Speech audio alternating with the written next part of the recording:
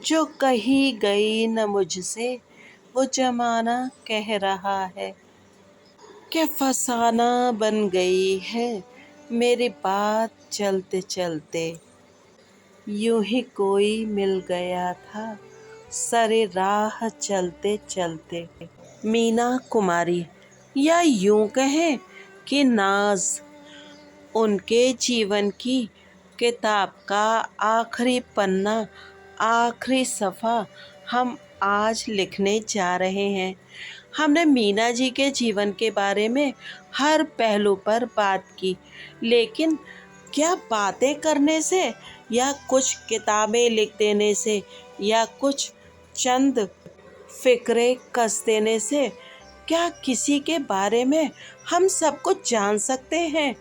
और मीना जी जैसी शख्सियत जो कि दिल से एक शायरा थी, उनके बारे में सब कुछ जानना तो शायद कभी मुमकिन हो नहीं सकेगा, क्योंकि आप सारी ज़िंदगी जिन लोगों के साथ बिताते हैं, जिन लोगों के साथ लम्हा दर लम्हा गुजारते हैं, क्या उनके मन के अंदर की सारी बातें, सारे राज, सारी ख्वाहिशें आपको मालूम होती हैं? कितना कुछ रह जाता है, कितना कुछ छूट जाता है जब एक शख्स इस दुनिया से गुज़र जाता है। हम जिन लोगों के सबसे करीब होते हैं, बेहद करीब, बेहद नज़दीक, उनसे भी तो हम सब कुछ कह नहीं पाते। बहुत कुछ अनकहा, अनसुना रह जाता है। कभी तो हमारा ज़मीर आड़े आ जाता है, कभी हमारा किरदार, और कभी ज़माने की बंदिशें।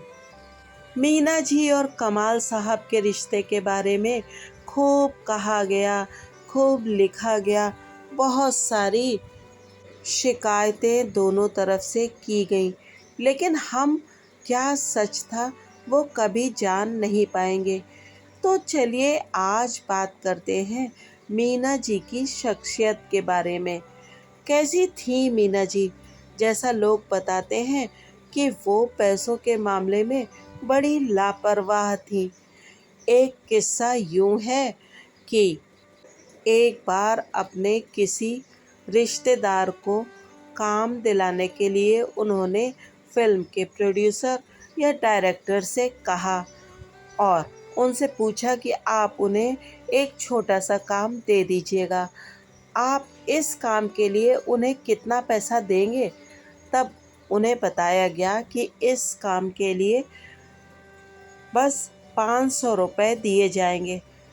तब मीना जी ने उनसे कहा कि आप उनको 2000 रुपये दीजिएगा और ये मत बताइएगा कि बाकी के 1500 रुपये मैंने आपको दे दिए हैं।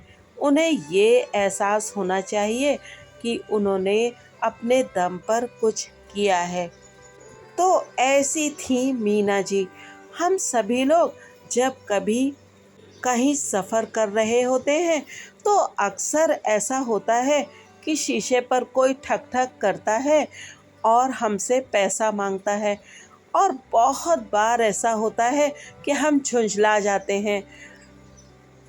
कई बार तो हम अपनी गाड़ी के शीशे तक नहीं उतारते और यूं ही बुत की तरह बैठे हुए उस मांगने वाले के फैले हाथ देखते रह जाते हैं।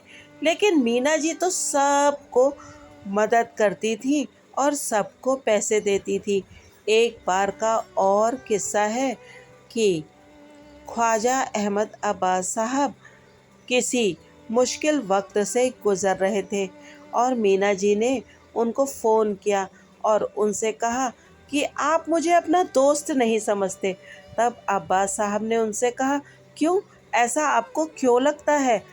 मीना जी बोली कि आपने पैसों के लिए बहुत सारे दोस्तों को फ़ोन किए हैं लेकिन मुझे नहीं किया। और फिर दोनों बेतहाशा हंस दिए। मीना जी ने 5000 रुपये का चेक अब्बास साहब को भेज दिया। जब अब्बास साहब वो पैसा लौटाने आए तो मीना जी बहुत हंसी और उन्होंने कहा कि ये पहली बार है कि उनसे ली हुई रकम कोई लौटाने आया है। बताते हैं कि हर रोज़ जब वो शूटिंग पर जाती थी तो अपने बिल्डिंग कॉम्प्लेक्स में काम करने वाली एक महिला को कुछ न कुछ ज़रूर देती थी और आखिरी बार जब वो अस्पताल जा रही थी तो उन्होंने पूरा का पूरा बटुआ उस महिला को दे दिया था। मीना जी को बच्चों का बेहद शौक था और इस बारे में उनकी बहन का कहना ये था कि कमाल साहब ने शादी तो की थी मीना जी से, लेकिन वो उनसे औलाद की कोई चाहत नहीं रखते थे और 2 बार मीना जी को अपने जीवन में एक नन्हे से कदमों की आहट सुनाई भी दी थी। लेकिन मीना जी के रिश्तेदार ये बताते हैं कि कमाल साहब ने बच्चों को आने नहीं दिया।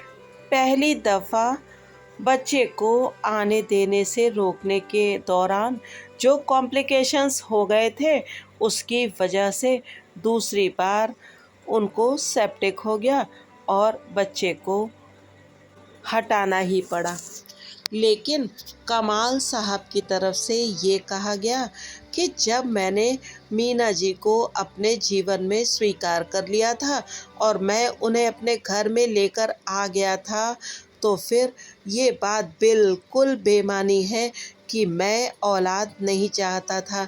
उनका कहना ये था कि वो एक बार बाहर गए थे और जब वो लौट के आए तो उन्हें मीना जी बहुत पीली और जर्द लगी और जब वो डॉक्टर के पास गए तब डॉक्टर ने उन्हें बताया कि ये एबॉर्शन का केस है और एबॉर्शन हो चुका है। डॉक्टर ने उन्हें बहुत डांटा और उनसे कहा कि इस तरीके के काम करना खतरनाक हो सकता है और दूसरी बार पहली बार की असावधानी की वजह से बच्चा नहीं आ पाया।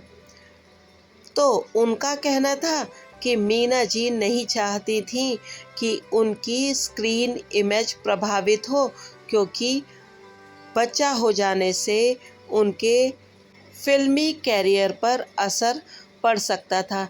हालांकि मीना जी की बहन का ये कहना था कि ये बात कमाल साहब की तरफ से की गई थी। चाहे सच जो भी हो, लेकिन मीना जी बच्चों से बहुत प्यार करती थी और उनके कई किस्सों से ये बात जाहिर होती है। कहते हैं कि एक बार एक फिल्म की शूटिंग के लिए मीना जी, नरगिस जी और दत्त साहब जब एक होटल में रुके थे और सुनील दत्त साहब नरगिस जी के साथ चाइनीज़ खाना खाना चाहते थे, तब उन लोगों की परेशानी ये थी कि उनके 2 बच्चे बहुत छोटे थे और तब होटल में किसी नैनी आदि का इंतज़ाम नहीं था जो कि उनके बच्चों को देख सकती और तब मीना जी उनकी सहायता के लिए आई और दोनों बच्चों को उन्होंने अपने पास ही रखा और उनको अपने पास ही सुला लिया, जिससे कि सुनील दत्त साहब और नरगिस जी ने अपने लेट चाइनीज़ डिनर का आनंद उठाया। एक औरत के लिए उसके जीवन की सबसे बड़ी खुशी उसका बच्चा होता है और मीना जी जैसी सेंसिटिव और ख्वाबों में जीने वाली शायरा इस बात से कैसे अलग हो सकती हैं। पता नहीं क्या हुआ होगा, क्या क्या गुजरी होगी उन पर। लेकिन हुआ चाहे जो हो और चाहे कुछ भी गुजरी हो मीना जी पर आखिर तक वो यूं ही मुस्कुराती बनी रही और मौत से लड़ती रही। कहते हैं कि नींद न आने की वजह से उन्होंने अल्कोहल लेना शुरू किया था और फिर ये उनकी आदत में शुमार हो गया और वो शराब की आदी हो गई, जिसकी वजह से उनका लिवर खराब हो गया और उन्हें जानलेवा बीमारी हो गई। 70 के दशक की शुरुआत में जब मीना जी इस दुनिया को छोड़कर गई, तब की ज़िंदगी आज की ज़िंदगी से बहुत अलग थी। मुझे लगता है हर दौर की अपनी कुछ अच्छाइयाँ होती हैं और कुछ कमियाँ, और हर शख्स अपने दौर से बंधा हुआ होता है। जो बातें पिछले दौर में बिल्कुल नामुमकिन लगती थीं, वो आज बिल्कुल सामान्य साधारण सी हो गई हैं। आप कभी सोचकर देखिएगा कि अगर आज से 100 साल पहले या 150 साल पहले का कोई शख्स जिंदा होकर इस सदी में आ जाए, तो वो कैसा महसूस करेगा। उसे दुनिया बिल्कुल अजूबी लगेगी, क्योंकि उसने तो वो एक बहुत ही स्लो दौर देखा है, जब लाइट नहीं होती थी। और आज जो चीज़ें हम बिल्कुल नॉर्मल समझते हैं, जैसे मोबाइल पर वीडियो कॉल कर लेना, उनके लिए ये सब बातें बहुत आश्चर्य में डाल देने वाली होंगी। लेकिन उस पुराने दौर में भी, यानी कि 30 के दशक में जब मीना जी का जन्म हुआ, उन्होंने अपनी ज़िंदगी में आई तमाम परेशानियों, तमाम रुकावटों के बावजूद एक ऐसा मुकाम हासिल किया भारतीय सिनेमा में, जो कि जब तक सिनेमा का वजूद है और भारतीय सिनेमा का वजूद है, तब तक कायम रहेगा। मीना कुमारी को भुलाया नहीं जा सकेगा। फिल्मों में हीरोइंस आएंगी जाएंगी, लेकिन मीना जी वहीं खड़ी रहेंगी, उसी जगह, उसी मोड़ पर। वही थम के रह गई है मेरी रात ढलते ढलते। शबे इंतज़ार आखिर कभी होगी मुख्तसर भी। ये चिराग बुझ रहे हैं मेरे साथ जलते जलते, मेरे साथ जलते जलते। यूं ही कोई मिल गया था सरे राह चलते चलते। बने रहिएगा मूवीज़ की सनीमा बाजी के साथ, और सुनते रहिएगा ऐसी ही अनगिनत कहानियाँ, ऐसी शख्सियतों की जो कि कुछ कह नहीं पाई, कुछ बयां नहीं कर पाई, और बस यूं ही कहीं गुम हो गई। मूवीज़ की सनीमा बाजी चैनल देखने वाले आप सभी लोगों का मैं बहुत धन्यवाद करती हूँ कि आप मेरे साथ जुड़े हैं और सुन रहे हैं फिल्मी सितारों के बारे में, उनसे जुड़े बहुत सारे किस्से। अगर आपको कहानियाँ सुनने का शौक़ है, तो मेरा एक और चैनल है, कृपया उसे भी देखें, सब्सक्राइब करें और लाइक करें।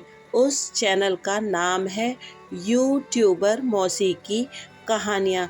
उस पर मैं अब सुनाने जा रही हूँ एक ऐसी लड़की की कहानी, जो मात्र 14 साल में इस दुनिया को छोड़कर चली गई थी।